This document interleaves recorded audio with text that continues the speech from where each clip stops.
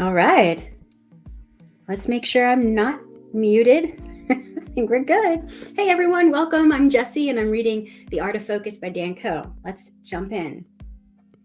When you start, your survival needs will consume your attention until you solve the right problems in that domain.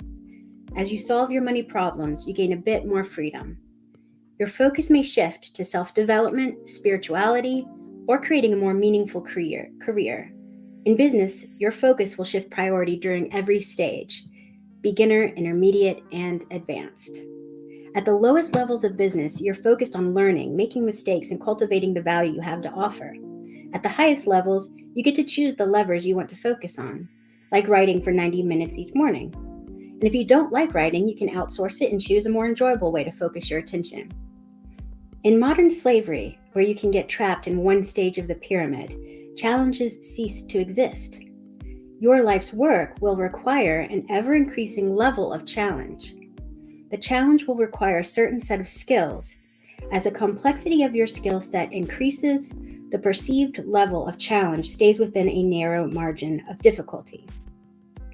Your hierarchy of goals from top down, ideal future to present action, will frame your focus in an indistractable manner. When you create and maintain this fickle mental clarity, you begin to flow with the cyclical nature of the universe. This is what keeps life meaningful, interesting, and fulfilling. Number 2, energy.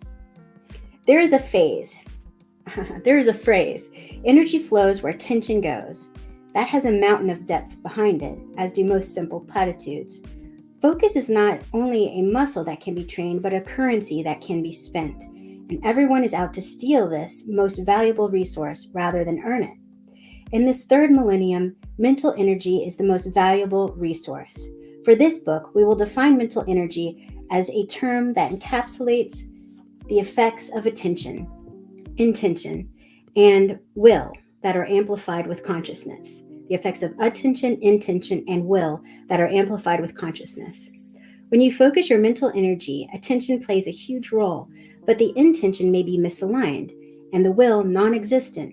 Focus is the vessel for mental energy. You can focus on a positive potential future through visualization and feel an increase in positive energy in your body. Think of the last enjoyable vacation you went on. Does that spark any positive emotions for you? What if you imagine yourself going back to that location in the future? The food you would eat, the people you'd be around, the warm nights under the stars with a crackling fire casting a warm glow on the side of your face. Get specific. Can you feel the emotions associated with that experience? This doesn't only apply to positive aspects of life, but negative. And due to the raw power of negative energy, this is where most people mentally reside, in an inescapable cycle of past emotions being experienced in the present, unable to focus that energy toward a positive outcome. Specific goals demand a specific amount of mental energy to actualize. You can become aware of how this works with distractions in your life. They hold your attention, eliminate intention, and drain your will. But when you focus on something meaningful, it holds your attention through the clarity that comes from intention and generates will. My point here is this: thoughts, emotions, goals, environments, art, tasks, conversations, experiences, and the rest trigger an energy that you can feel. That is notable, not in a pseudoscientific sense, but in a sense that can be directly experienced. Let me introduce you to the supreme law of the universe, entropy. Some call it nature's tax, but in short, it is the measure of disorder in a system. It is the driving force in evolution. The law of entropy finds that everything falls into chaos, or that nothing lasts forever. But there's always a chance to start all over again, or a way for that system to evolve into something completely different. No matter how much mental energy I use to keep my books in order on the shelf, entropy will take its grasp. Dust will accumulate, humidity will warp the spines, the changing seasons dry out the pages. I can clean it, dust it, keep the temperature controlled, but after a while, entropy will take over. Even further, and layering systems on top of systems, compare your home bookshelf to a public library. Entropy impacts the individual books, but what about the system to organize those books? At home, if you don't have a system in place to focus your mental energy, books will end up on the counter, at a friend's house, on a coffee table.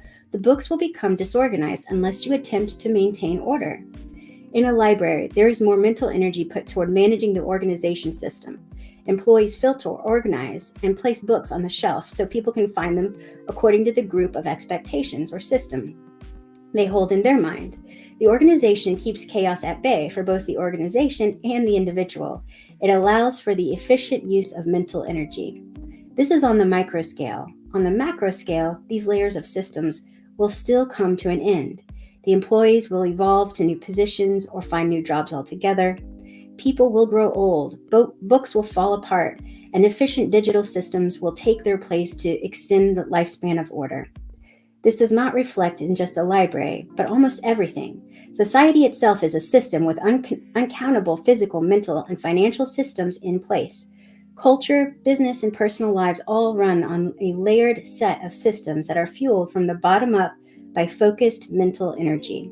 This is the fabric of civilization. If everyone stopped what they were doing for a day, week, or even month, who knows what the world would look like? No matter how efficient a system is, it will always fall to the law of entropy, because the universe is balanced with this push-pull tension of chaos, order, methods, and madness, entropy, and agentropy. This does not mean that all is lost. It means that focus must shift with time to maintain a proper flow of mental energy in your life.